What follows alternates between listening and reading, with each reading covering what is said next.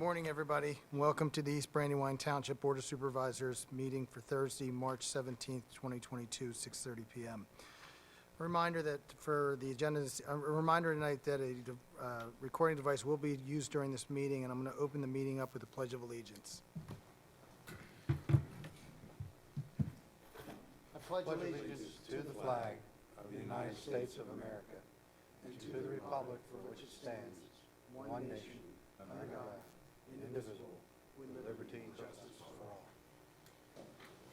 All right, I'm going to start with public comment for agenda items. Just remind the audience that rules of conduct for public meetings established by Resolution 2001-08, the time allotted to each individual making a comment shall be 3 minutes unless otherwise set by the presiding officer. Additional public comment may be granted at the discretion of the presiding officer at the conclusion of the meeting. Any public comment for agenda items? Seeing none, we're going to move on to the minutes of the previous meeting, Board of Supervisor meeting minutes from February 7th, 2022, AM session.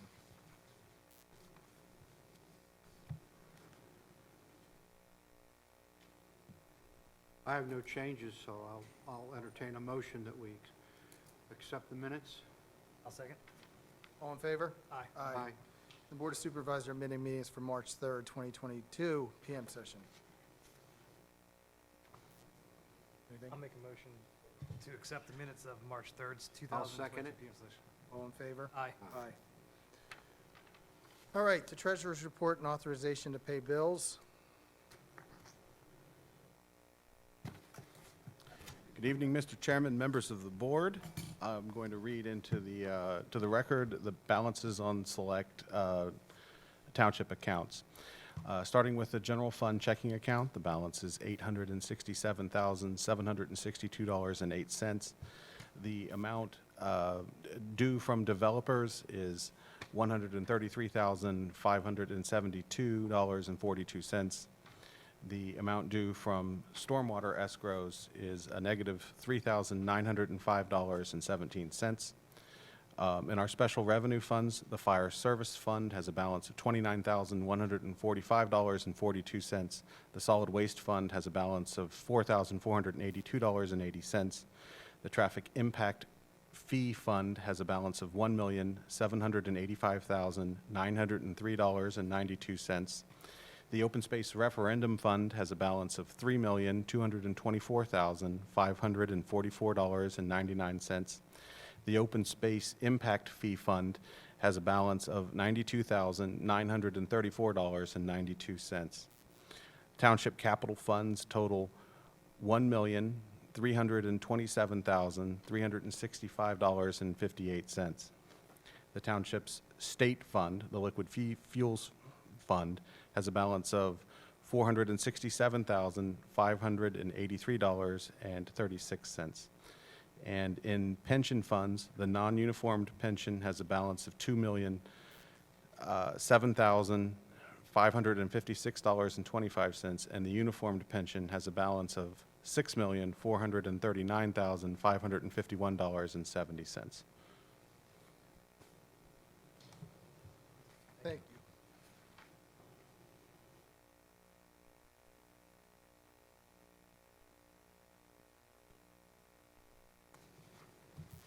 I've reviewed the treasurer's report and I've reviewed the billing list. And I'll make a motion to authorize the payment of the bills and acceptance of the treasurer's report. I would second, with the exception, I think we're going to hold on check number 28015 for Honeywell International until we figure out what we were discussing on that from the last. I'm sorry, I forgot that. Yeah, okay. And those other ones that were misprinted? Yeah, They've been corrected? Yeah, it looked like there was a duplicate copy so one was misprinted and then a duplicate copy made, so. So I amend my motion to exclude check number 28015 and note that their incorrect checks have been replaced with correct checks. I'll second.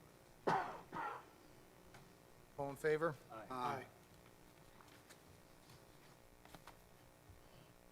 Okay, I'm going to turn it over to Township Manager Luke Rubin again.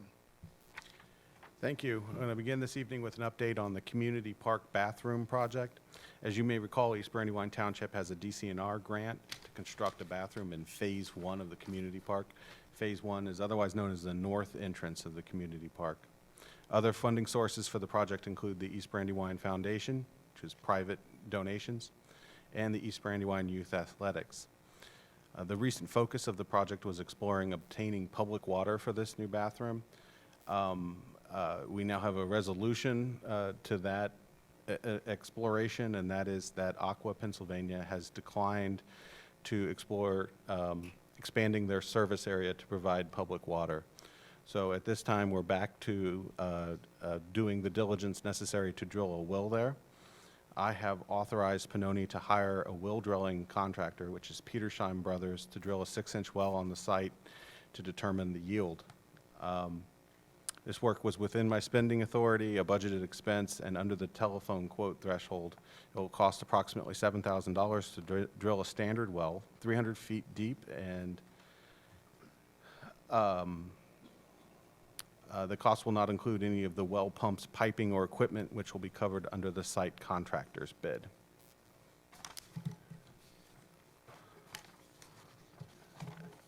Next up, township staff are assisting the East Brandywine Municipal Authority in marketing a employment opportunity. Longtime Municipal Authority Secretary Jan Bednarczyk has announced her retirement. You may read about this opportunity or get information on how to apply at ebrandywine.org/jobs. This employee is responsible for attending the municipal authority meetings, preparing the minutes, maintaining municipal authority records, preparing monthly and quarterly sewer billing, and handling questions and inquiries from customers and bringing them to the attention of the appropriate municipal authority members or its consultants. And as the weather warms up, it's time to start having regular announcements on events that will happen between now and the next PM session of the Board of Supervisors.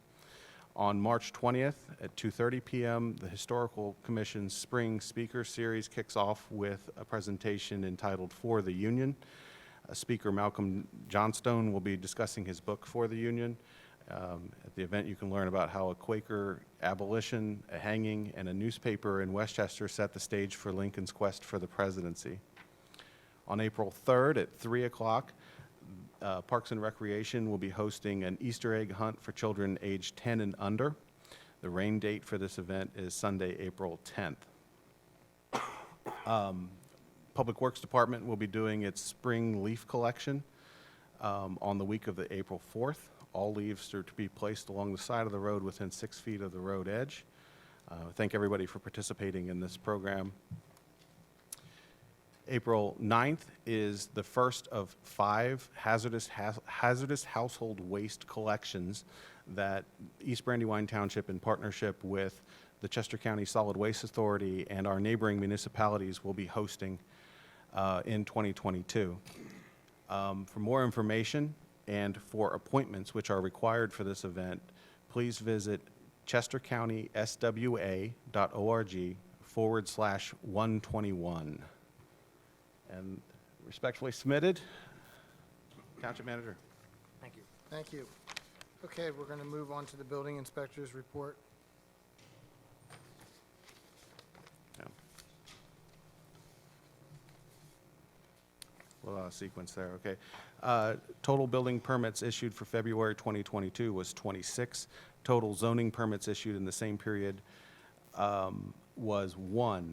The fees collected for these permits was $34,837. There were 22 use and occupancy permits issued and 184 inspections completed. Total fees collected were $39,034.50. Thank you. And Matt, for the roadmaster's report, please. Thank you. Earlier this week, we received a request for final payment for the 2021 paving project. Mr. Kyle Turner of Cedarville Engineering Group provided a letter recommending final payment to Duraco Brothers Incorporated for $214,028.41, which is approximately $200 under their bid. And I'd like to thank Duraco Brothers for a job well done.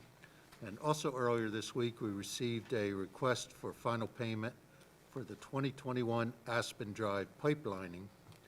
Again, Mr. Kyle Turner of Cedarville Engineering provided a letter recommending final payment to Mr. Rehab LLC for $48,837.25, which is approximately $500 under their bid. Again, I'd like to thank Mr. Rehab for a job well done.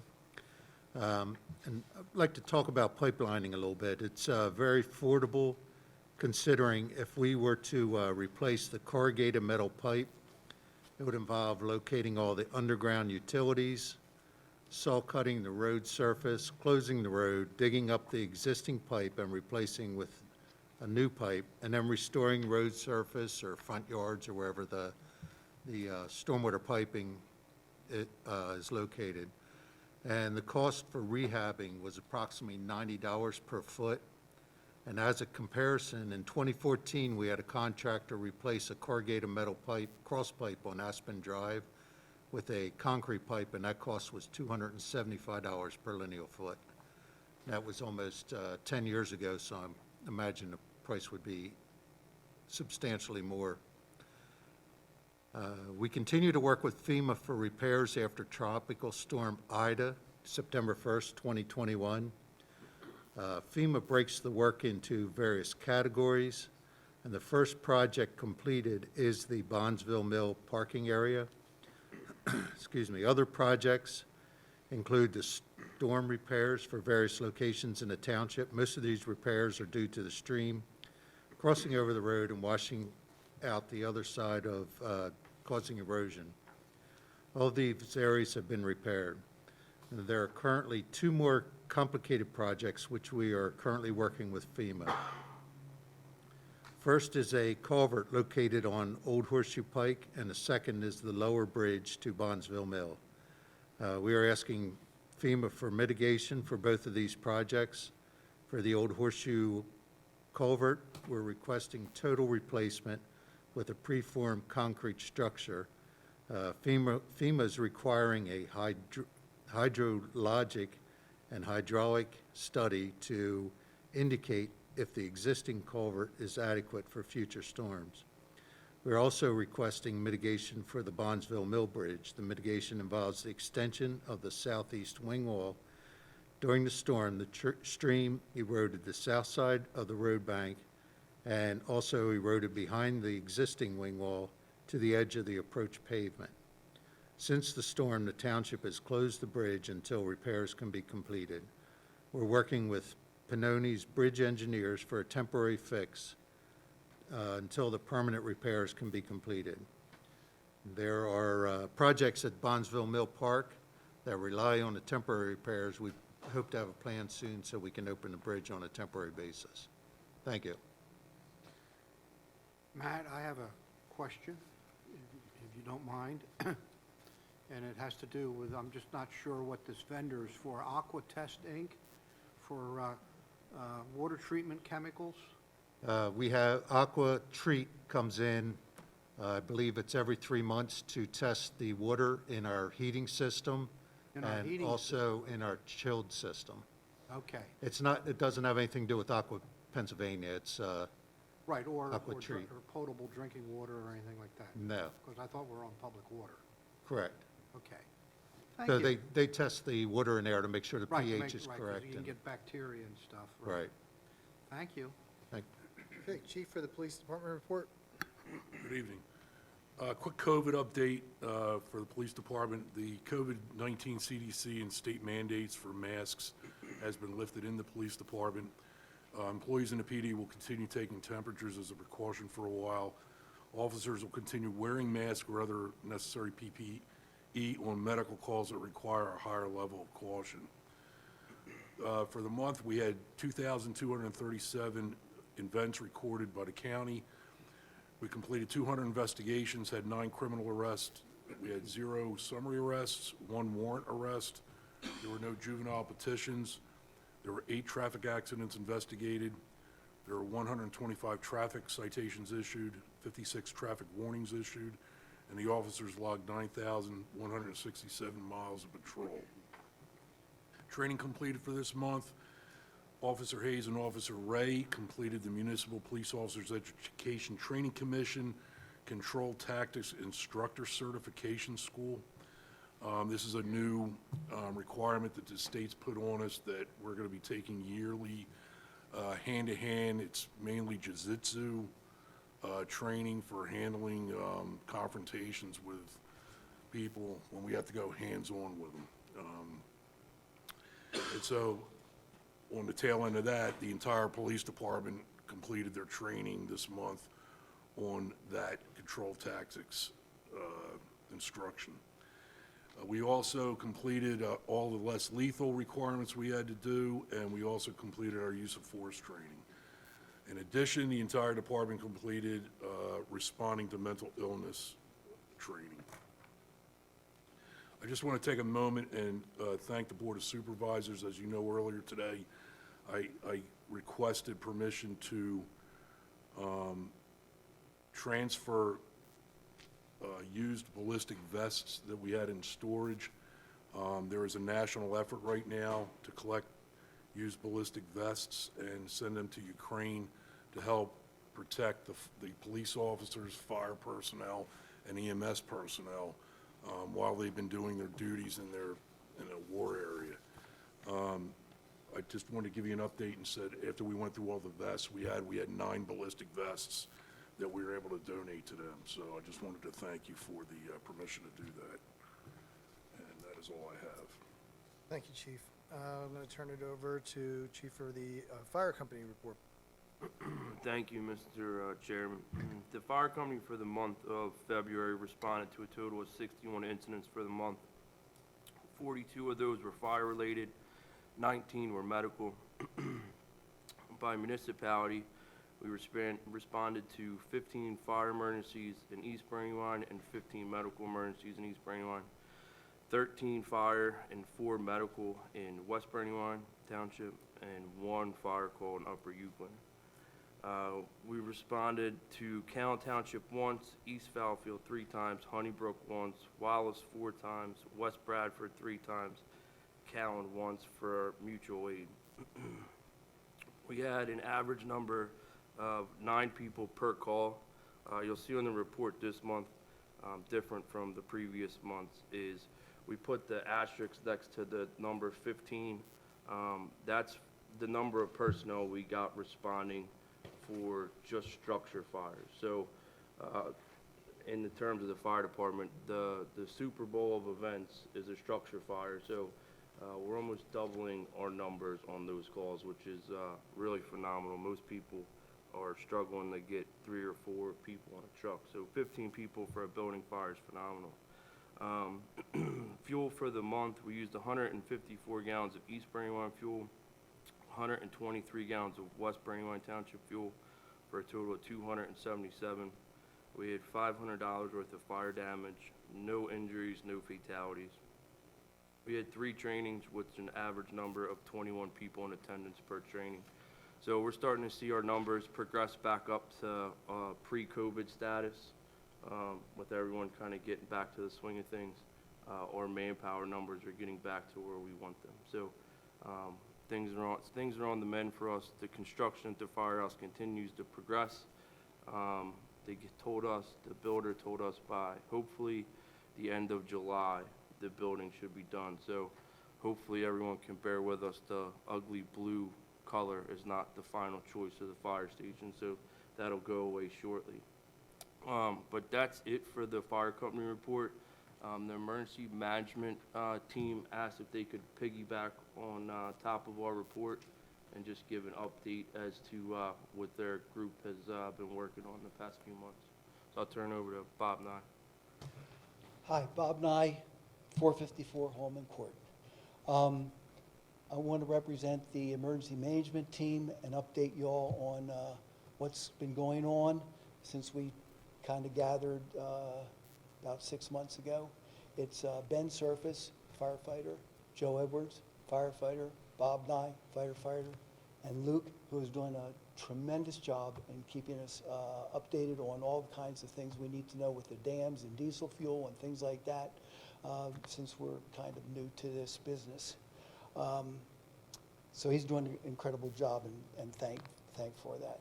So our appointment was to update the township's emergency management plan. And according to what we could find, that hasn't been done in a little bit, so we're starting kind of from the get-go.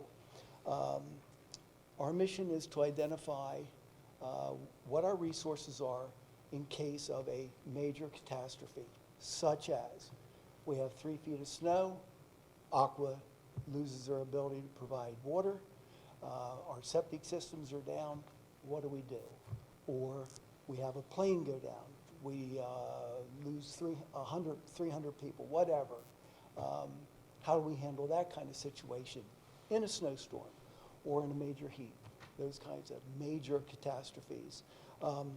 So we're working on that. We are trying to identify alternative electric resources, alternative septic resources, alternative water resources, so that if anything does go down, what do we have available to us? How do we transport people in case of these kinds of disasters? How do we engage our residents and identify our residents who have these special skills that we would need in case of that? What we did first was, in November and December, we reached out to Hopewell Methodist Church, East Brandywine Baptist Church, Delaware County Community College Security System, Crafts Bus Systems. We also talked with, we're at the dam, when the dam updates were given. So we also put out from the state, I got materials from the state in the lobby in case of catastrophes, and we gave information to the mile marker as to what could be done.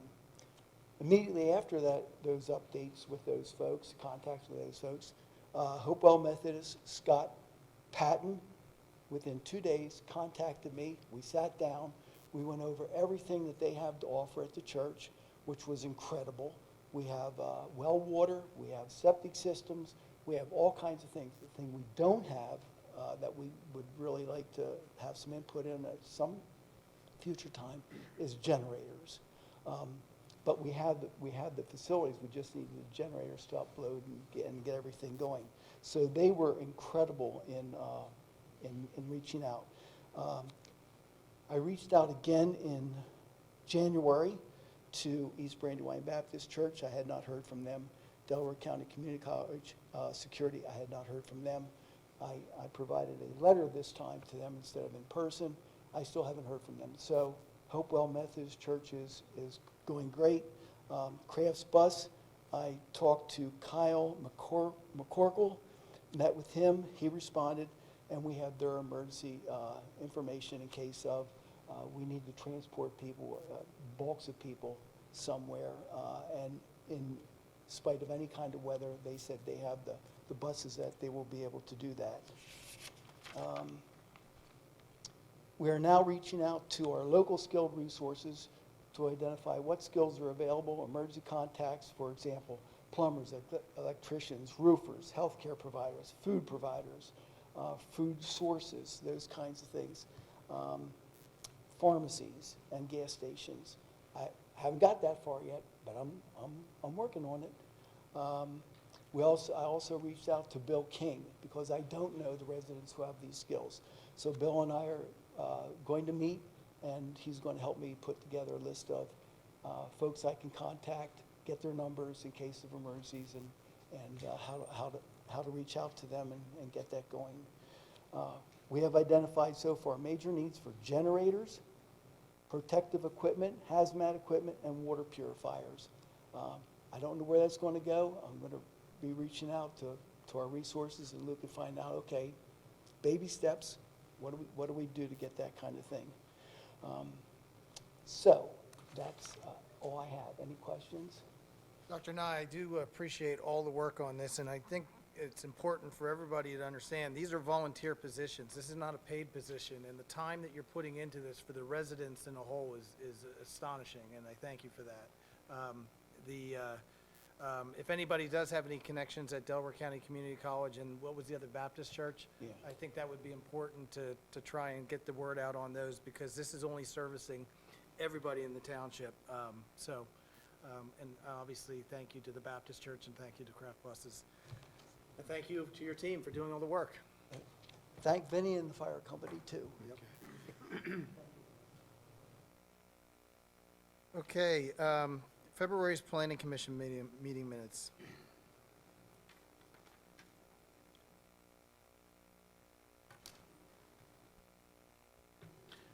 I move that we accept the minutes. I'll second. All in favor? Okay, we don't have any old business. The next thing up, we have Gina DeMarco, proposal to amend zoning ordinance to allow pet sitting businesses in all zones. Just a little background on this. I asked Gina to stop out here tonight. Gina has submitted in the back of our packets here tons of referrals from neighbors and friends in the area for her proposal. And I'll turn it over to Gina and let her give a little bit of a background on it. No. All right. Good evening. My name is Gina DeMarco. I have a pet sitting business, Gina's Quality Pet Care, which I've had since 2000. In 2010, my husband and I purchased a home at 341 Zinn Road in Downingtown. I'm here tonight because I would like to propose to amend the zoning ordinance to allow pet sitting business in all zones. Enclosed in my prior email, you will find my proposed definition along with specific criteria that should be met in order to operate a pet sitting business in East Brandywine. Some of the highlights of the criteria focus on a minimum lot size, a pet limit, adequate space, conditions and supervision of the pets, safety and sanitary conditions. I'm submitting this application not only due to its absence, but also because pet sitting businesses provide added value and service for the township residents. You will find testimony in this petition in support of variance application documents in which I have collected 126 signatures from township residents. Furthermore, also enclosed in my email, you will find the letters of support from 11 township residents. Some key testimonies of support I would like to share are as follows. Megan Craig of 30 Nor Drive. I'm proud to have this vital service right here in my own community. I also travel for work, and I need Gina's services to support this aspect of my career. Carolyn Stahl of 396 North Buck Road. As a working professional, I take great care regarding providers I choose for my family, to include my pets. Adherence to safety and health standards are factors that I would never compromise when placing Finley, her dog. Gina and her staff meet and exceed expectations. Kathy and Mark Irely of 16 Batten Drive. Having been pet sitters ourselves, they own Fraser and Friends Pet Sitting for almost 20 years. And as East Brandywine Township residents since 2009, we recognize the valuable service that Gina provides to residents of the township and beyond. She not only runs a female-owned successful business in the township, her business also provides to the clients, many of whom are township residents, the service of peace of mind that is essential for them to pursue their careers and earning opportunities, knowing their pets receive exceptional care. It is my sincere hope that the board is able to recognize the importance of adding this variance to the township code and therefore approve my application. I appreciate everyone's time and consideration and welcome any questions. So I'm just going to touch upon, just so, for everybody, for the audience as well, but basically, when Gina brought this idea to me in, it had to have been November or December, I can't remember exactly when, my suggestion to her was to talk to legal counsel and proactively set up a change to the ordinance, and what would benefit the residents, what would benefit the neighbors, so on and so forth. Some of the important things that I'll touch on here is the minimum lot size for a property to do this would contain a pet sitting business shall be 3 acres. So that would be important for people to understand. You're not going to have a townhouse, neighbor running a pet sitting business. 3 acres, and the maximum would be of 10 animals, exclusive of the animals owned by the property owner.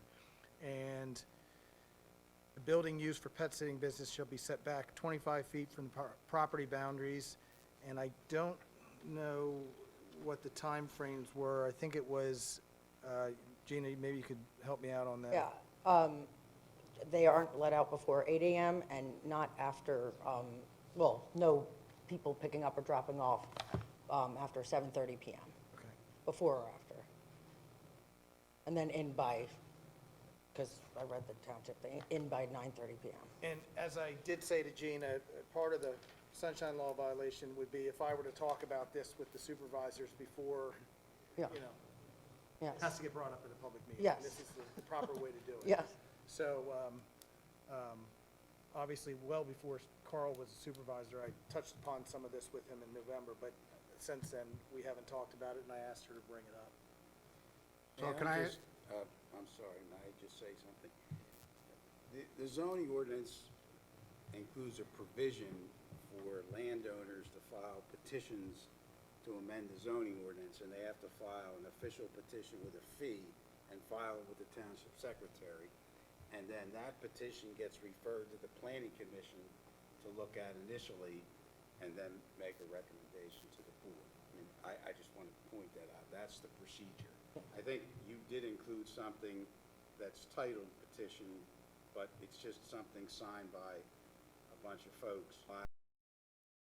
Petition indicating what you're requesting. And then that would go both to the Township Planning Commission and the Chester County Planning Commission. And ultimately, you can decide, the Board of Supervisors can decide whether they even want to entertain the petition. In other words, whether you even want to have a hearing on the petition. Well, I'd asked her to come up here nonetheless to try and go over this with the board to get some ideas and brainstorm and see, you know, if there was something that she needs to address sooner rather than later on her end, and how we could, you know, assist if we were able to. I do have a couple questions, and actually Kyle touched upon them. And I'm just curious, you're proposing that the zoning change be in all parts of the township, not just R1 or R2 or what have you? well, it's all the, like, That's what I no thought I more heard than, you say. but I mean, for 3 acres or more, not All right, every. well, that was my next question. Yes, We don't have any zoning that requires a minimum of 3 acres that I'm aware of. I'm sorry, what? Well, it could still be a requirement for this Correct, use. but it would be a fairly restricted requirement. Well, and that, I'm sorry, I don't want to speak. No, out of turn. no, The, I'm And all I- for the idea, I just want to make sure we do it right. and I Yeah. think there's a way to review the parcels in the township to figure where this could occur. Right, I know in my neighborhood where there's some steep slopes, there are 3+ acre lots, even though it's 1 acre zoning, R1. All right, so the 3 acres, how did we arrive at the 3 acres? How did you arrive at the 3 acres? Well, because it's not, I mean, it's kind of rare that there's not a bunch of people in a, like Applecross, who has 3 acres in Applecross? Or the bigger developments, the houses that are closer together? Because 3 acres kind of allows for more private, I mean, you could be more respectful with the noise, keep it down, and honestly, if the dogs are supervised, there shouldn't be much noise. Okay. I mean, I was thinking, when I first read this, when it was first put out last Friday, and I read the thing over the weekend, I'm thinking, well, why wouldn't it be 2 acres or something? That's, you know, that's not, almost 90,000 Because then it's a slimmer square chance feet. for how many people can actually do it with 3 acres. I mean, it's not like, Yeah, I would prefer more acres than less, for sure. I'm not, I'm just questioning it, Yep. I'm not. I also, the 10 animals is fine, I'm wondering if that's too limiting, but that's what you put in there, so I'd be okay with that. well, to be like, it could, well, other than mine or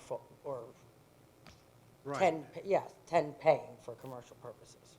And the exercise area of 1,000 square feet for 10 animals seems small to me. It's 10 by 10. No, that's for when they're not being exercised, when they're during the break.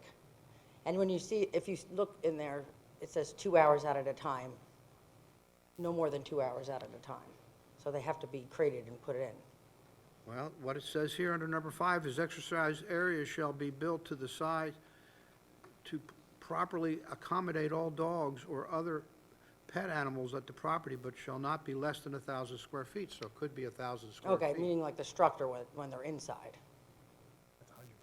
No, this is an exercise area. I'm assuming it's a fence. Oh, okay, yes, sorry, I'm mixing up, sorry. Yes. I mean, that's pretty, we have a pretty big yard. That's about an acre and a. No, Am I, what am I mixing up? it's probably, It's tiny. yeah, so It's very small. I'm It's just less look- than the first floor of a house. Okay, then that's not right, no.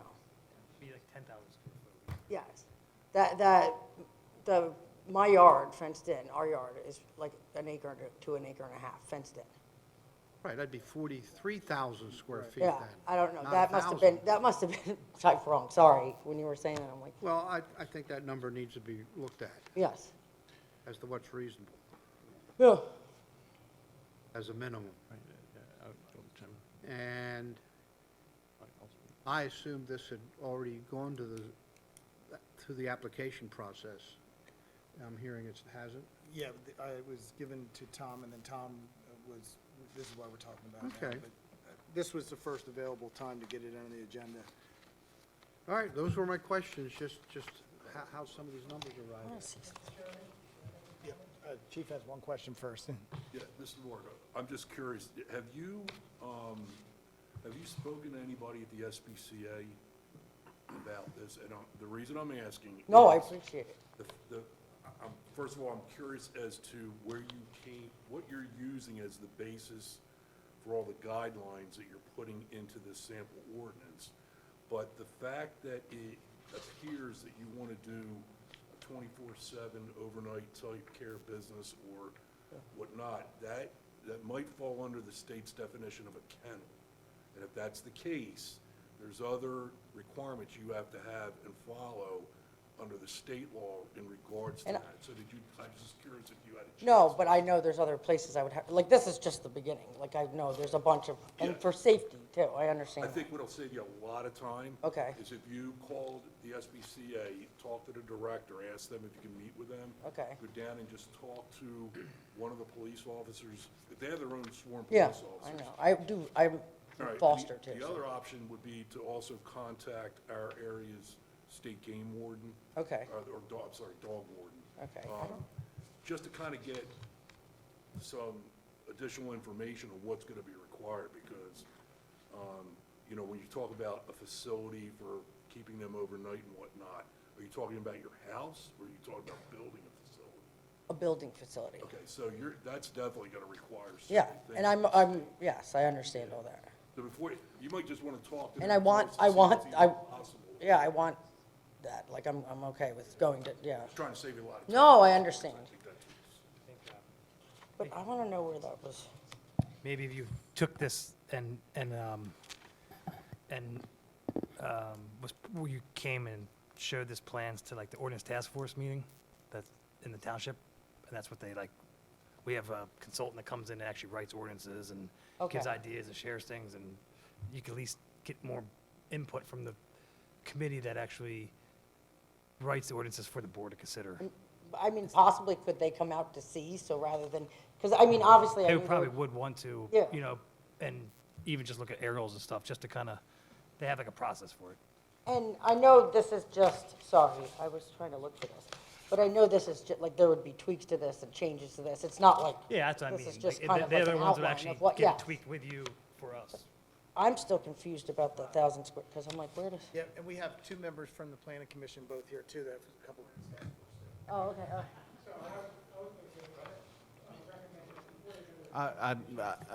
I'm very sorry, but can, when we recognize the speaker, can they come up to the, so that they're at the audio is recorded? Just so that he can get on camera with his question. Sorry.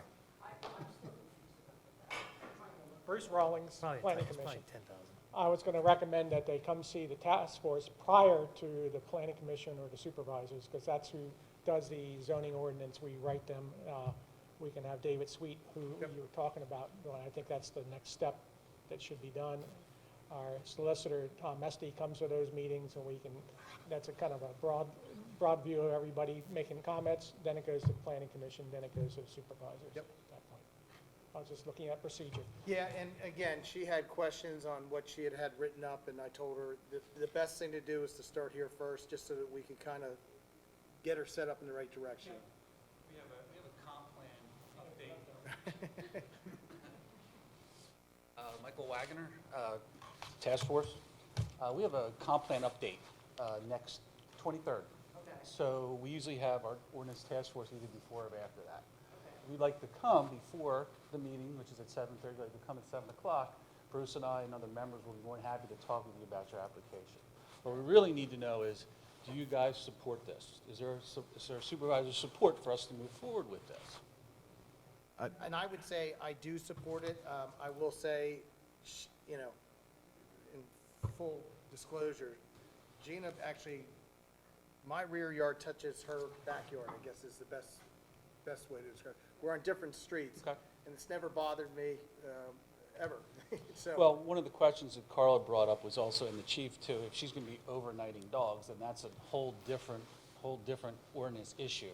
And that's a kennel. That's not a dog sitter. And that's like Animal Resorts right next to me. They are a kennel. They board dogs, they train dogs, and they also doggy sit. But they are a kennel, and we've gone through this process before with them, so we know what the requirements are for that. So, but as we move forward, we'll be more than happy to look at what your recommendations are, tweak it, and as Jason has said, we do have someone on staff who is a consultant that helps us write the ordinances. It is a process, so it doesn't happen overnight, just so you know. It's next Wednesday, the 23rd. On that subject, Mr. Chairman, I'm sorry, just an important detail that It's the last I Wednesday would, of every month. I would suggest that we have the discussion on this proposed at the conclusion of the conversation on the comprehensive plan, since we advertise the start date it's a public meeting. So if we have the meeting a half an hour before, then it could exclude someone who's showing up for the meeting, so. Thank you. As to the question of supporting, I do support it. I can't tell you I won't have questions. No, I like your question, because that's not, I don't agree with that either. Okay. I think that's the indoor area, which. But that's not what it No, I says. mean, you're right, so but I need to sort of be the final, I mean, obviously, I know there's gonna be changes, but that's why I'm here. This is just a start, so I appreciate it. Thank you. okay. Next on the agenda, we have the preliminary plan approval for 1212 Osborne Road, and that is the preserve at Horseshoe Meadow. And who's handling that? Luke? Actually, we're going to hear from the applicant first. So, welcome. Good evening, Mr. Chairman and board members. Can you speak into the mic? I can't hear you. Yes. My name's Linda Layer, and I work at Inland Design, and we work with the applicant, Mike Zappatelli, to prepare preliminary plans for a 7-lot subdivision on 1212 Osborne Road. The parcel is an existing farmland piece, which he purchased a little over a year ago now, and the total area is about 14 acres. We'll have 7 lots that are just over 1 acre, about 1.15 acres. And then we're using the cluster provisions so that we can provide 6 acres of open space in the rear of the lots. We did provide a 15-foot wide access to the open space that is opposite Constitution Drive. So when we met with the PC last month, it was an easement, and we were able to make it into a bona fide 15-foot wide. So it's contiguous to the open space, and it'll be all one parcel. It'll be owned and maintained by the homeowners association. That's what we'll propose, and when we get into final plans, we'll continue the discussion. We've been going back and forth on whether the township wants to own it, and then there's some negatives for that, or if the HOA should own and maintain it until such time maybe the township wants to take it over. But we'll continue that discussion in final plan. These little boxes are the septic system field areas on the site. So let me go to a grading plan here. I'm sorry to interrupt your flow on this, but the board is going to have 11 by 17 copies of your plan set that have a one revision date earlier. And you'd mentioned the change of easement to fee simple strip of land. Is that the primary change between what's before them? That's the primary change. The one other change, a comment came up regarding the distance between the subsurface infiltration beds and the full foundation walls of the houses needed to be 25 feet. So we just reviewed those and made that slight adjustment where they needed to be made. So those are the only two changes from the original plan that we have. Thank you. The stormwater management was designed so that there's a maximum allowable impervious area allowed per lot, and we've designed it for that. Not that the homes are going to build all that at once, but in case someday they put in a pool or something like that, they won't have to come back for more stormwater design, and so on and so forth.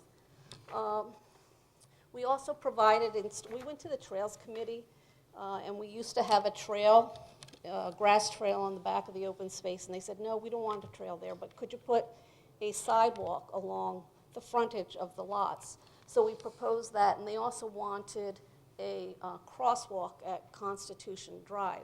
So I guess the intent is that someday it would be interconnected with some other trails that you have that are a little farther away from this. But someday you may be able to get there through neighborhoods and then cross the street and get into this open space in the back. We have submitted to DEP. I don't know where in the process the planning module is, but it's in process. I have a check for the fee that the township requires.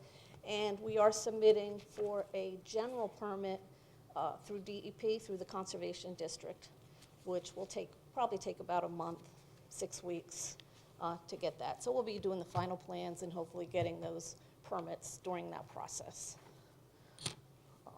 Any questions on it? You said there was a grass trail that went through. It's hard, obviously, we're looking at a small picture here, but It was eliminated. It was eliminated. It wasn't really a trail, it was just mowed grass. It was just mowed grass, and we put in a mowed grass area from the entrance here. It's going to be fenced on both sides to demarcate it. And we had it extending from the street all the way back and then looping through the open space. But the Trail Committee didn't want us to do that.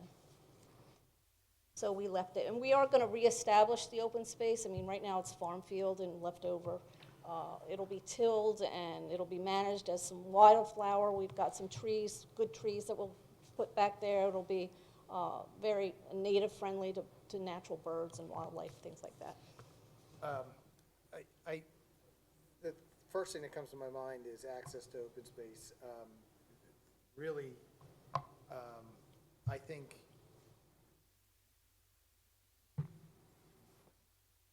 having public access to any open space is better than none, and this kind of locks it off, it looks like, from the property markers. Access, Kyle, there's access along the left side of the trail. Access It goes along all here. the way up to the back. We left that open for a Right future there. trail. Okay. To the Locust Mill Farm. That's why we asked for the crosswalk across where Osborne Road is into the Locust Mill Development Future Development. Okay. The reason we didn't ask for a trail in the back because we don't think the township residents are actually going to go back there and walk Right. around. And we had some concerns from some of the neighbors around who was going to be back there. And looking at it from a long-term trail layout, we thought we could get them to build a sidewalk. We got one piece built, just like we did with the Gettings. We start that piece and eventually we'll get down. We made sure, though, that we had that secondary access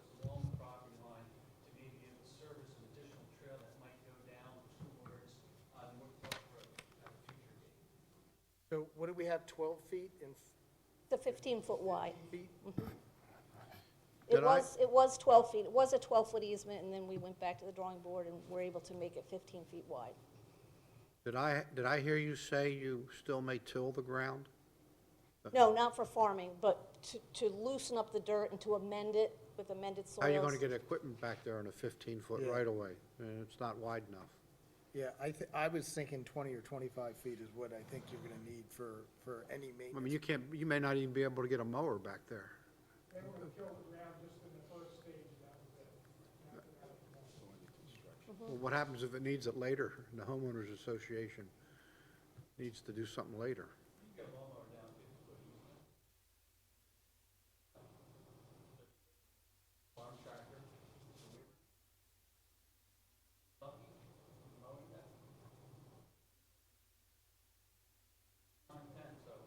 There's adequate room. We haven't seen a maintenance plan yet for the open space. We're still going through land development. We can comment on that.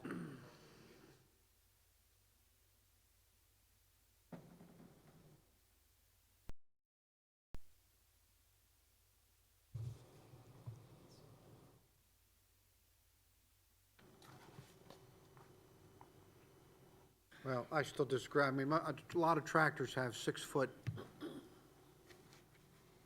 tire widths. You can make them any size you want. I don't know what you use. I know the farm I grew up on, we were row cropping, so ours were 6 foot. And then when you have the commercial mowers on either side, it was easily almost close to 15 feet. We had to have special permission to move on the highways because we were so wide, and that's not. All right, well, people don't buy smaller equipment today, they buy bigger equipment because Is it's there, more is there a efficient. chance to make that easement another 5 feet?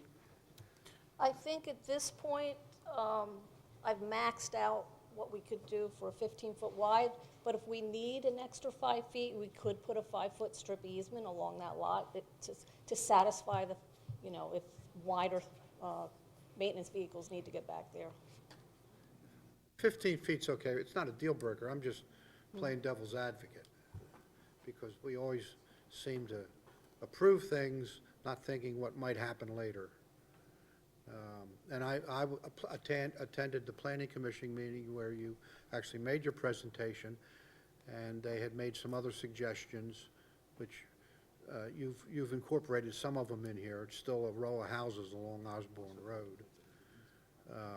But I'm satisfied you've met your responsibilities.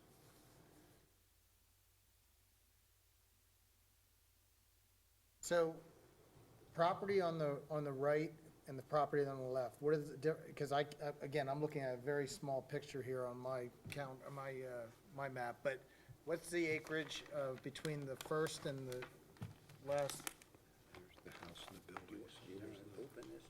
So the acreage of Lot 7, the one all the way on the right, is 1.16 acres, and the acreage of the first lot is 1.148 acres.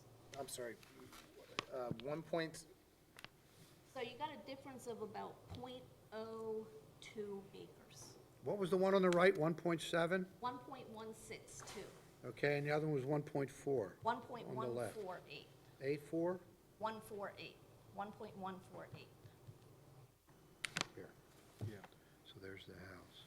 Here's They're just the gonna have to get a buildings. tractor and pay more, that's all. yeah, but this one here is 1 point. No, these are the, Your proposed building Pay more to get a lots smaller machine. is the 1.4 and the 1.1.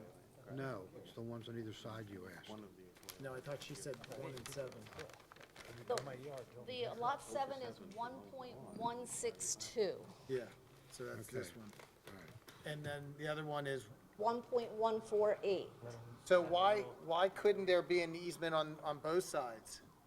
We had an easement on the right, all the way over to the right, but they wanted it opposite Constitution Drive for crosswalk access. Unless you had neighbors that were complaining about the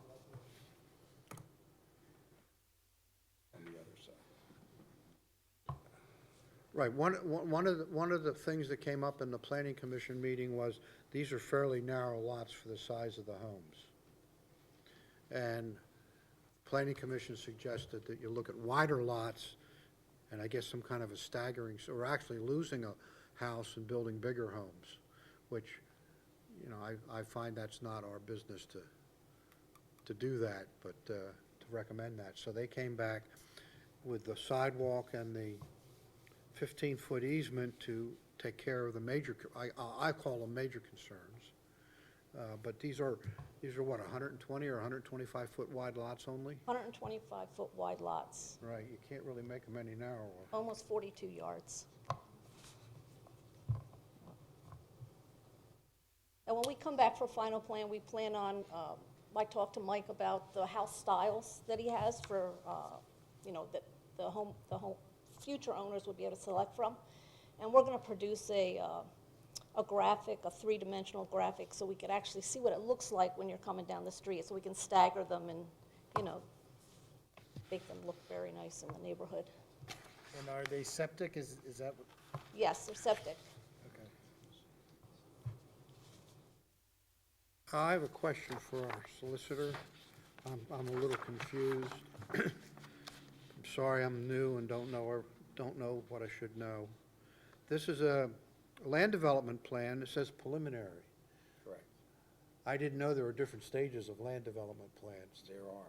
There are. Preliminary and final. Okay. Sometimes they do them together, but not usually. Right, but usually when We you don't go to a allow that plan, here. when you go to a planning commission, it's not a land development plan, it's really just a preliminary plan. It could be on the back of an envelope. No. As Bruce told me when I was first on the planning commission 15 years ago. That's a sketch plan. Okay, yeah, it's a sketch plan, but you can go to the planning commission with a sketch plan. You could. It's Okay. not mandatory. Right. And I wonder if anybody ever did bring one in on an envelope, but anyway. So I'm sorry. this is not the final plan then? Correct. Correct, but keep Okay. in mind that you can't add additional conditions at final. The final plan has to be based on the preliminary plan approval. Okay, And we prepared a resolution which contains several conditions on your Right. approval. So when you're ready for that, I can read that. okay. What's the total open space It's acreage? 6 acres. 6 acres. So here's one thing that I would like. I would like, since you got the easement, I would like the open space area deeded to the township for public use as well. Well, let me tell you why. I think that sometime down the road, we're gonna end up having people who wanna do co-ops, gardening, and stuff like that.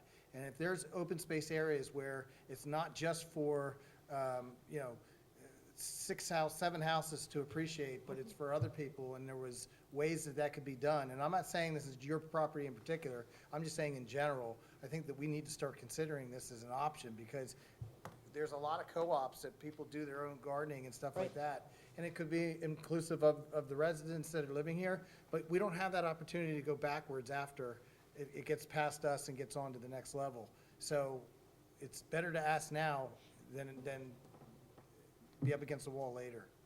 Mr. Chairman, if I may, just before we put the applicant on the spot for that, a similar conversation occurred at the Planning Commission, and at that meeting, I testified that this plan set was not reviewed by the Open Space Committee, nor would it have been under ordinary procedures. But the Open Space Committee's preference for preserving land in the township has been to record easements restricting their future use, but not necessarily encouraging additional lands to be deeded in fee to the township. And so the applicant, I just wanted to preface what you say in response to that line of thinking with someone, namely me, has already told the applicant something to the contrary. So, If I may, the draft decision has it owned by a homeowners association, but subject to a declaration that the township has to approve. So if you wanted that in the declaration, that it's accessible for community gardens, that could be put in the declaration. I just don't want to And- lock an opportunity out for something down the road. There happens, but just to be able to have a homeowners association say, no, tough luck, it's ours. And the whole point of open space is, for everybody, Right. right? And I'm not saying that we open up a skating rink back there, that's not what I'm getting at, but what I am saying is, if we have a low-density use option or occupation of some sort, I'm okay with it. If it was even vetted by the HOA in charge, I'm okay with it. You know, maybe it never happens, but it's better to ask now than fight that battle later. Right. I think 6 acres is a lot of open space for this. And, you know, they're only required to provide open space for that development. So, you know, I don't think, I'm against trying to make it available to the public. Well, I think it's a great idea, but I'm concerned because as a township, I don't want to maintain it. It stretches our budget now maintaining our land that we have to mow. Number two is, how do you get cars back there to do the gardening with a 15-foot right-of-way? 2 cars couldn't pass. I don't know if I'm the homeowners association, I'm going to want a parking lot, because you certainly can't, what are you going to do, park on Osborne Road and wheelbarrow in your planning stuff? I think it's a great idea. I just don't think the way this is configured and laid out works for that. I would think you'd want at least a minimum 50-foot right away then, like we require, or even, you know, something less, and you're going to gravel the road to have cars come back, and who's going to manage the plots? On these community gardens, that's a thankless task. Yeah, and again, I'm thinking foreseeable future, not immediate need. I know, but I don't want to mow it until the, So is there a way, Tom, is there a way to do a deeded but maintained by HOA? In other words, the township has the authority of future use, but, Well, the way it's drafted now is it would be owned by the HOA, but it has to be open for public use. And that was the idea, as Linda described, the sidewalk and the crosswalk across Constitution Drive. So at least people in Locust Knoll rather, if they wanted to go back there, they could. So the way it's drafted now, it's HOA ownership, but subject to being available to the public. And as I said earlier, we can put in the homeowners association whatever kind of public use you might envision. yeah, and I'm not saying it's ever gonna happen, so don't. Right. You no, know, right, as long as they're going to maintain it, Yep. then you've eliminated one of my arguments. Right. The only other thing is, if you do it a garden, you're going to have to figure out a way how to get parking and cars back there. And maybe it's the residents do it, and, you know, that's that, you know what I mean? But it is an option, and again, it's great to have open space, but it's also great to have usable open space, and the more we forget about that, and, you know, fields are great, but we also have a lot of people who like to go hiking and do different things, so, yeah, so if that wording is in there, that doesn't bother me as much.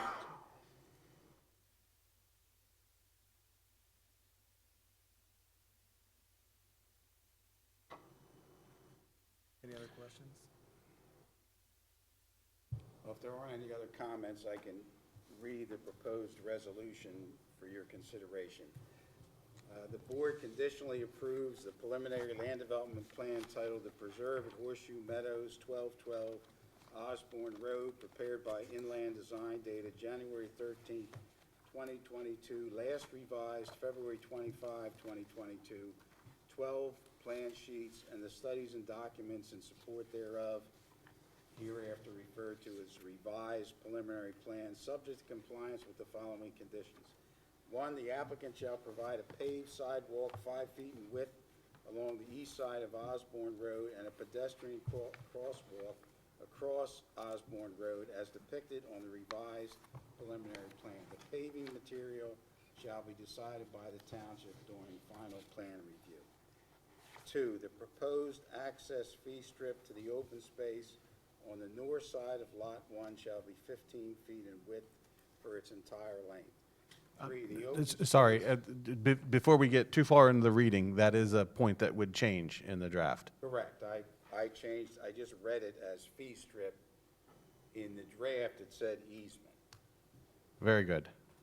Thank you. You're following along. I, I don't think we got that. Number 3, the open space shall be open for use by the general public and owned and maintained by a homeowners association comprised of the owners of lots 1 through 7. The open space shall be restricted in perpetuity by a deed restriction for use as passive open space, including a prohibition on the construction of any structure in the open space. 4, the applicant shall prepare and submit with the final plan application a homeowner's declaration which shall be satisfactory to the township in all respects. A note shall be included in the final plan indicating the open space is accessible and usable by the general public. 5, all prospective buyers of the lot shall be notified in writing prior to execution of an agreement of sale that the open space is accessible and usable by the general public as passive open space. 6, the prospective buyer of Lot 1 shall be notified in writing prior to the execution of an agreement of sale that the lot is subject to, this changes slightly, is adjacent to a fee strip that accesses the open space 15 feet in width to be used by the general public and maintenance personnel and equipment to access the open space. The strip shall be included as an encumbrance on the deed for Lot 1. 7, the open space access easement on Lot 1 shall be bounded and demarked on the north and south side for its entire length by a 3-rail, split-rail wooden fence which shall be maintained by the homeowners association. And again, that's now a fee strip, not an easement. 8, the landscape plan shall be revised to replace the proposed linden trees with another species acceptable to the township. 9, the landscape plan shall specify a meadow planting mix and native shrubbery and trees for the open space acceptable to the township. This shall include a landscape buffer for the adjacent properties located to the east of the open space, UPI numbers 30-5-214.5 and 214.6. 10, the applicant shall pay a fee of providing active recreational areas in accordance with section 350-50 of the Township Code. No credit shall be provided for the passive open space or the Osborne Road sidewalk or crosswalk. A note shall be placed on the final plan specifying the amount of the fee in lieu of area. 11, the deed for each of the lots shall include a prohibition of subdivision enforceable by the township. 12, the applicant shall execute the township form developers and financial security agreements and provide acceptable financial security to the township for the cost of construction, installation, and inspection of all improvements depicted on the final plan as determined necessary by the township engineer and township solicitor. 13, the applicant shall obtain all necessary permits and approvals from outside agencies necessary to complete the improvements depicted on the final plan.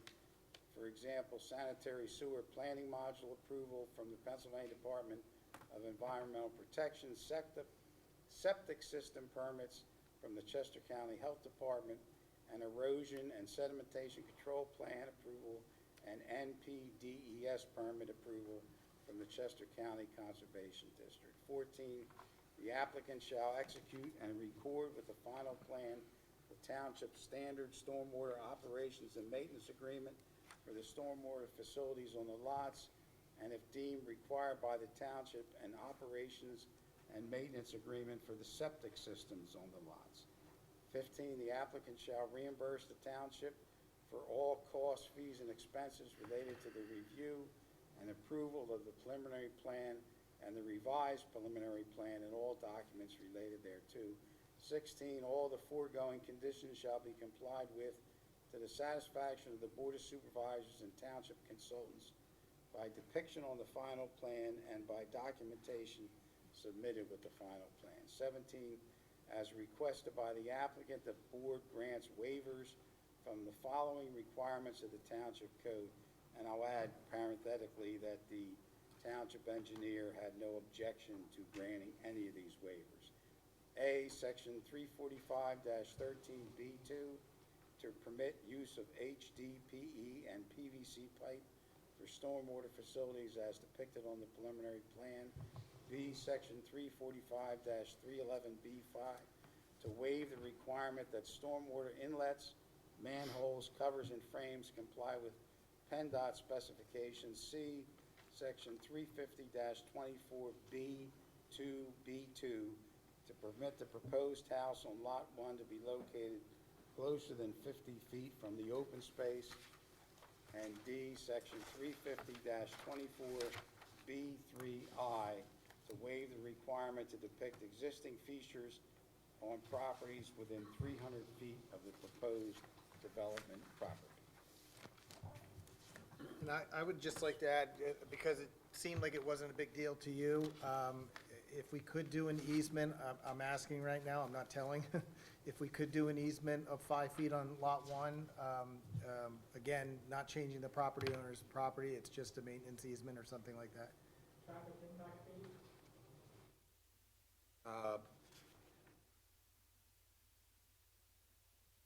Yeah, they have to pay that anyway by ordinance, but thank you, we'll add that they have to pay a traffic impact fee in accordance with the township code.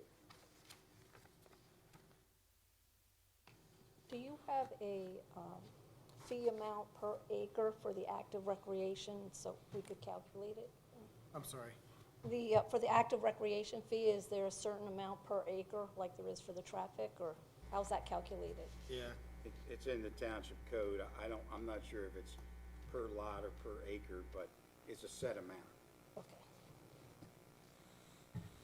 And we'll also add to condition 2 that there'll be an additional 5-foot wide easement for access. In addition to the 15-foot Right. fee simple. And that easement is to the benefit of the HOA? No, township. But the HOA will own the underlying fee on the Right, they open own- space. They don't own the 15 feet, they own the 5 feet.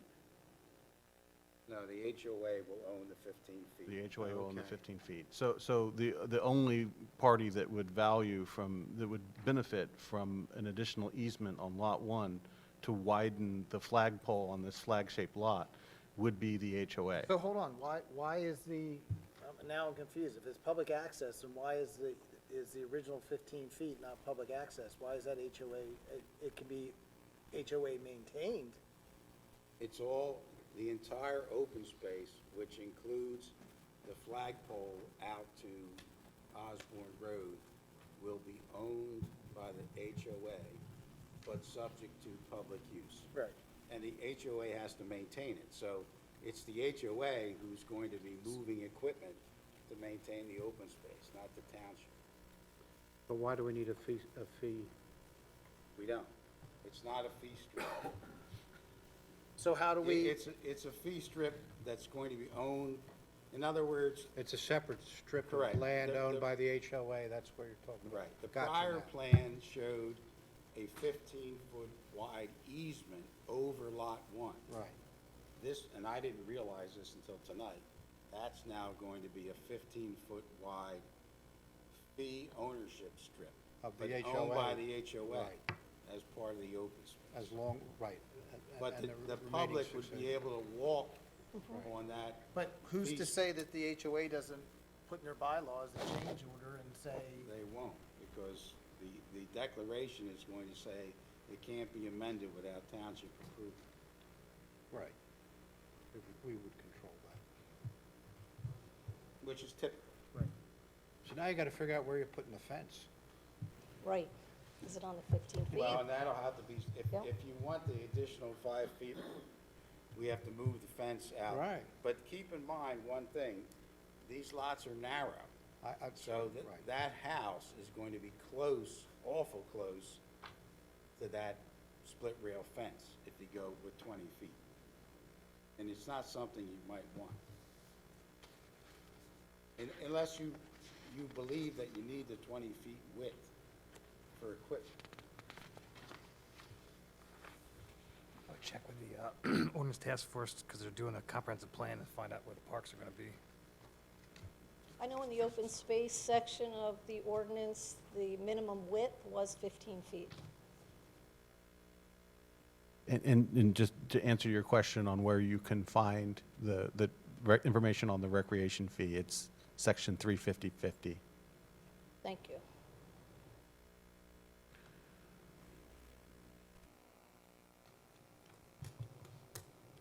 You want to bump it to 18 instead? Well, my point appears to be moot on the 15 feet not being big enough. So if everybody's happy with the 15, I just still say that, would the the HOA could still ban cars from using it, right? Right now, There's no, frankly, idea that a car Right. would go down that street. Well, how are you going to use it for a garden then? No, I was just, that was just the concept that came Yeah. to Right. mind. I mean, there's no water back there. I mean, there are all kinds of issues involved with that. yeah, I've started the draft HOA documents for maintenance, and in all of the open space I've done, they always prohibit motorized vehicles from coming back there, with the exception of tractors and to maintain it. And one of the comments from these two neighbors in the back, they were concerned about the trail. Yes. Because they don't want people walking near their property, so I think the idea It wasn't a well-defined trail. is passive open space. Well, I'm okay with the 15 feet then, since Okay. Mr. Weaver said it's okay. He's the expert. And remember, again, it's not township equipment that's going to be going back. Right. So it's the HOA's problem. So we're okay with the Any 15 questions? feet. No, I'm okay with it. So we need a motion to adopt the resolution as I summarized. May I make a friendly suggestion you read the resolution. The next available resolution would be 3 of 2022. And we have made amendments throughout on the printed draft where there is a reference to an easement area, substituted fee. And we've made one addition to what you've read, and that is relative to the traffic impact fee. Correct. Okay. Are we leaving, I'm confused then. You read the additional 5 feet. Are we leaving that in or No, we're taking that take it out. out? Okay. Are you okay? with that? That is what I wanted to clarify before you go vote, just exactly what we're, Yeah, I'm okay with that.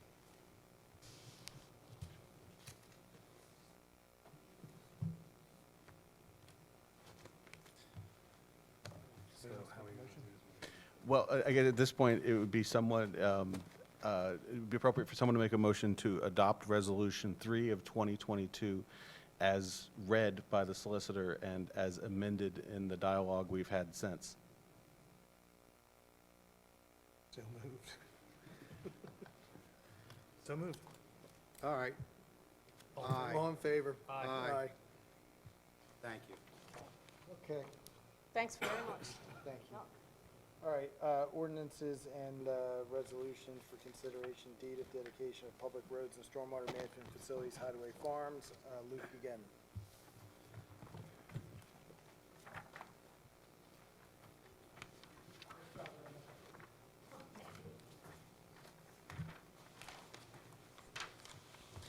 Thank you, Mr. Chairman. Pardon me while I get the cameras pointed in the right direction. There we go. Yeah, so we have a request this evening to accept dedication of the remaining portions of lands or road and other public improvements in the Hideaway Farms development. This would be the second set acceptance of dedication. The memorandum describing describing what the proposed resolution for this evening was written by the solicitor, and I think it'd be appropriate to recognize the solicitor to describe what the proposed action tonight is. Thank you. What you have before you are basically 4 documents.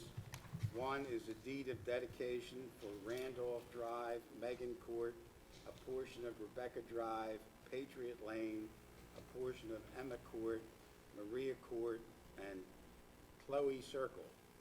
And these are the remaining roads in the development which have not been dedicated to date.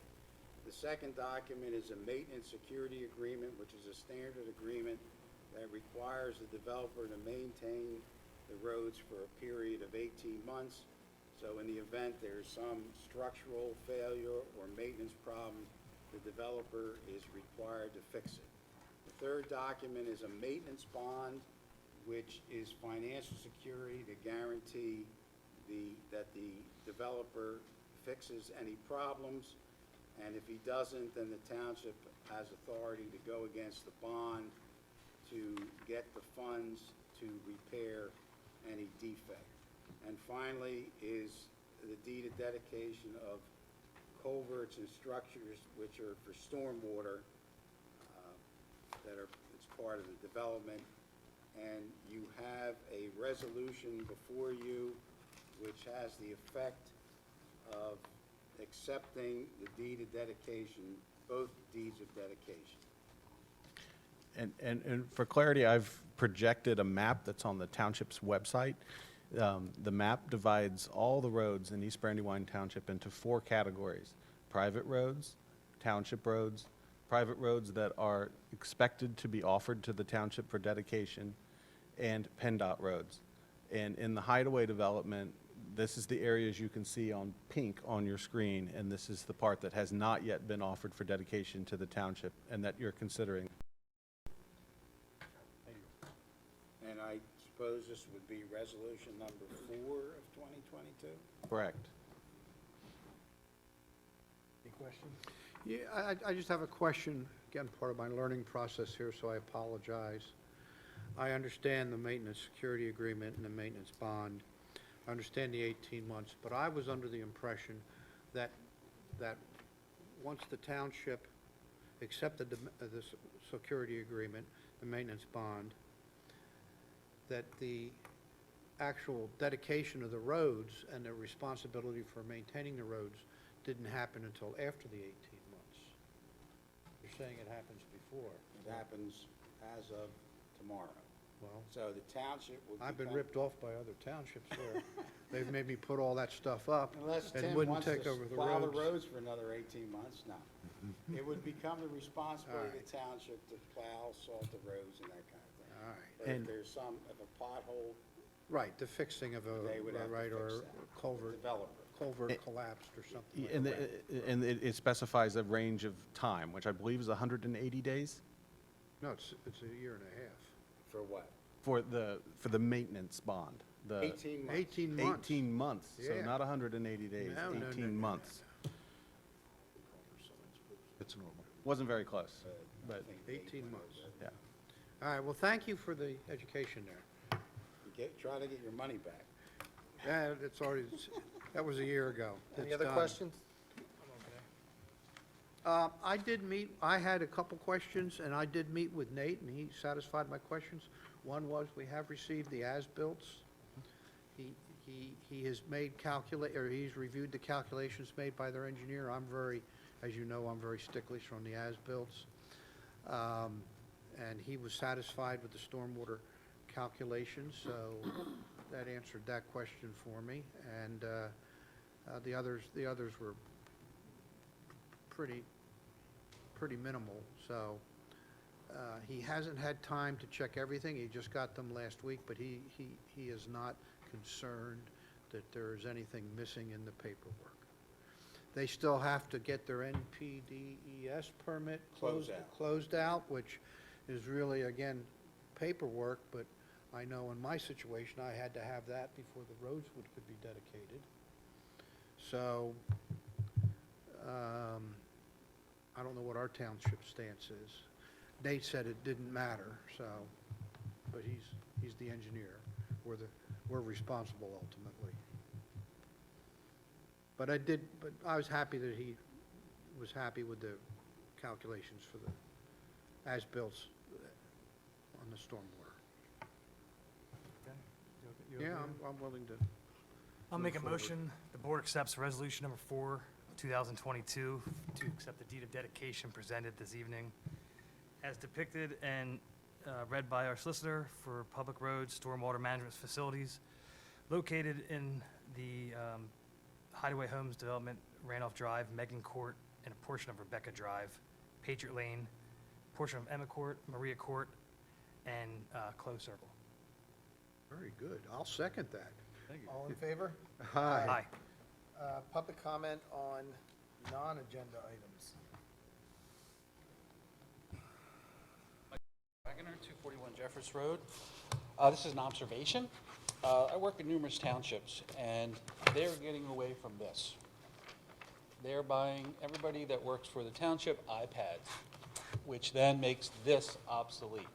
So, and some townships have required all their planning commission members to have iPads, and so given to them by the township.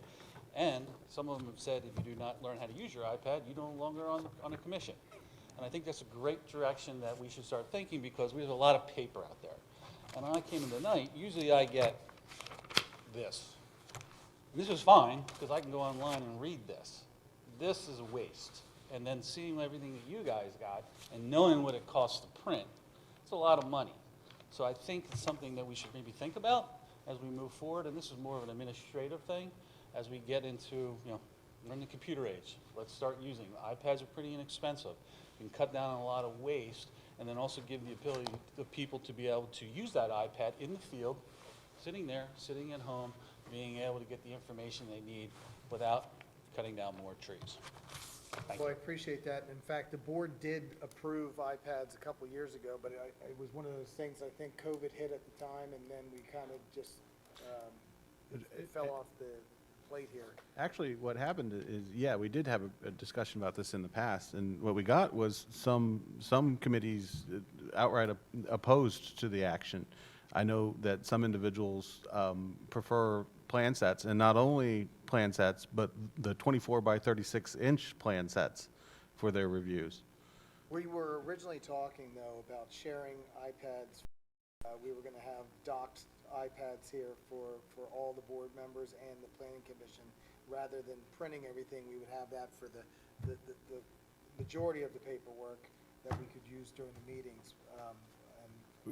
Correct. That's actually was my proposal, and I'd still be enthusiastic about doing it. My preference would be to have 10 individual workstations installed up here, but they would stay here. Correct. So we're not buying a computer for each person who's on a committee, but every committee member who sits at this dais would have an electronic resource. Yep, and I'm fine, we had talked about that, and again, I think it was COVID was what kicked that to the back, and then we were doing it online, so we we really have only been back here for 6-8 months, but I think it's a good idea to get back to that. I agree with Michael 100%. Sorry, Bruce, I hate to put you on the spot. Would you want to speak on behalf of people, of team doesn't want an electronic copy? I'll speak. But here's the thing. It's just, I think it's an option too. Right. If someone says they want a hard copy, they certainly should get it. And I think if most people, I don't want to say most, I'd say 70% of the people would prefer not to waste the paper, do the online with the iPad. And if there are 2, 3, 4 members out of the group that want to continue with the paper, at least it salvages that. My paper needs are for plan sets, because I don't have to look at. No, I agree, 100% with plan sets, yeah. But like for the daily agenda and stuff like that, most of this is single pages, and it would be so much easier just to hit share versus to sit there and photocopy all these. Because again, I agree with you. This, yes, this, no. There should be an option to get a paper set. Right. As I mentioned, might have to start to force people to do an iPad.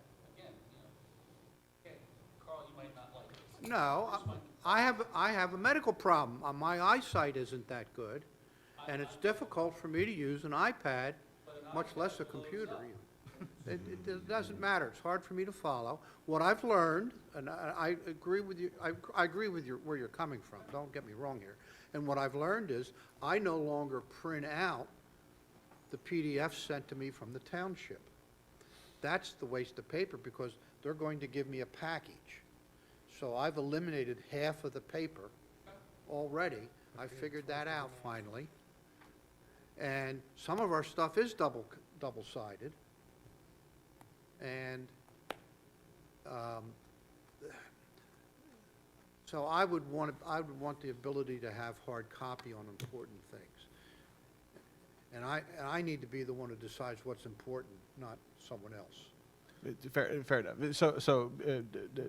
Mr. Chairman, I in no way intended for my opinion to come through, but I wanted to answer the question, and what happened to the previous exploration of this option? It died by lack of consensus, is what happened.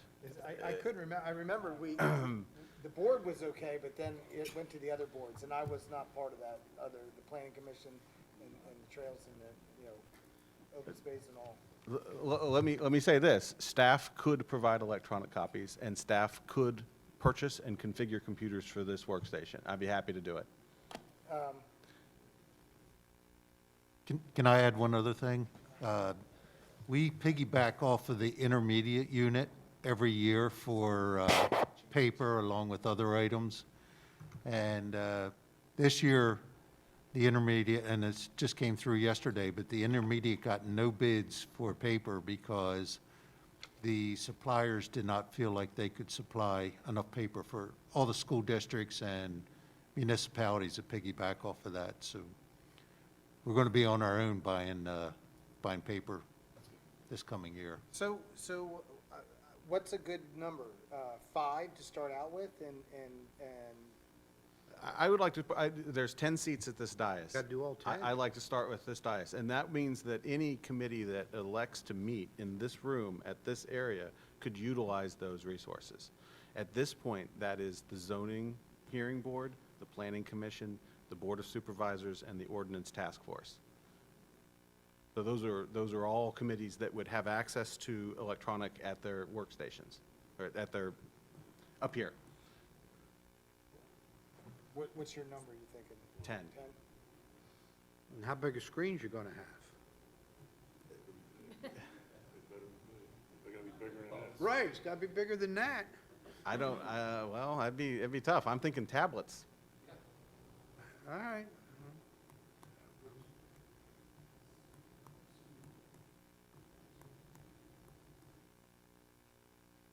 And how do you, Disinfecting. and you'll be sending the stuff out in PDF, so we'd have to review it. So then I'll end up printing the same paper. I'm gonna want to read the paper. Okay. And If I you slip can't bold- take notes on an iPad. They don't do well with writing on them. Okay. I have notes all through here. How about as an action item for this evening, you direct staff to prepare a proposal You could buy a for the sticky purchase of tablet, you could buy 10 s- computers and the Post-it means to distribute electronically agendas for the next meeting? Sounds good. Yeah, I know we started this process. I didn't know what the other committees said, so that's. This was just a shot. Yeah, no, I agree. Hey, look at that one. Okay, And again, Mr. Chairman, I'm being the rudest manager in the world. May I suggest that we announce an executive session at the conclusion of this meeting for legal matters? yep. Any more public comment? Bruce? Yes, because Luke has made it his life's mission to make sure to have every person on camera. Bruce Rawlings, Planning Commission, questioning the board, where are we with the zoning hearing board with our relationship as Planning Commission and the supervisors to be able to give input to the zoning hearing board before they have their meetings? Carl, you were in a Right, discussion like right. that, and Tom, you were too. So we want to keep that process, because we have to look at timing and when the meeting's going Right, to be scheduled. I think the last meeting, we had talked about, and Luke, maybe you should actually talk about it, but I thought we made a suggestion that the planning commission change its meeting date. But we need to make that formal, and that needs to come from Right, the I don't supervisors. know how to would say. do that. I don't know how to do that. Okay, so yeah, I had in my report last month included my proposal, if the board wants the planning commission to do pre-reviews of what we're talking about specifically are applications before the zoning hearing board. the MPC says that the planning commission may present testimony at a zoning hearing board if directed to do so by the governing body. And so the timeline issue would have been, we need a deadline for the applicant to apply. We need to have a planning commission meeting under which the planning commission could deliberate on the proposed, and make a recommendation to the Board of Supervisors that someone present testimony on behalf of the planning commission.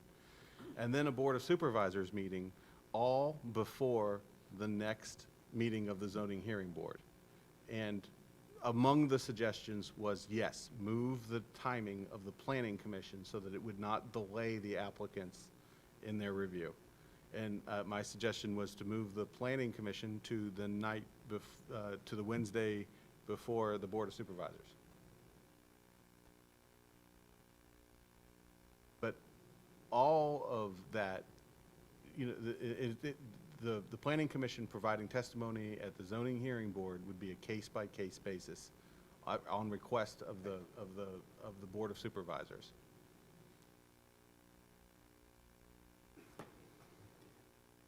I would just request that I have input on the date of the planning commission meetings.